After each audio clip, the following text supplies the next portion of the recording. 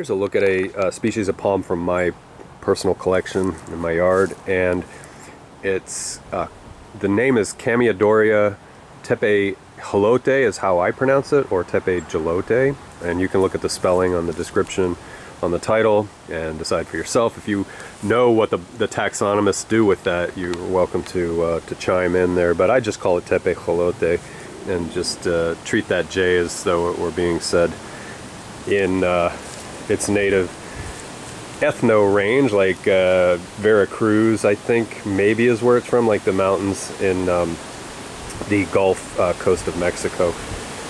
Let's see. I've had these in the ground for a few months now, and they don't seem to be declining. And I've had them in, put them in another location, namely Heathcote in Fort Pierce, and they don't seem to suffer the fate of other Chamaedorea in dealing with the root knot nematodes. There are a few species that I know of.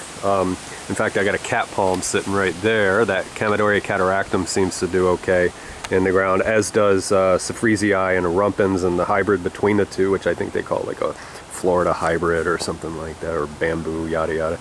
Anyway, back to tepejilote. This is has an interesting ethnobotanical note to it, and that it produces a male, the male flower before it pops open in its sheath or spathe or whatever, is collected for, I believe, what they call Pacaya. And I'll just, if I can find something on the interwebs, I'll put a link down there for you to look at further. So anyway, Chamaedorea tepejilote, or tepejilote, and this one's in my collection on the Treasure Coast of Florida. Oh, and let me get down into the stems. Has kind of a classic, well, that one's not really, yeah, none of them are really doing what I was hoping to, but if you know Chamaedorea, they kind of have a classic Chamaedorea, if that makes sense.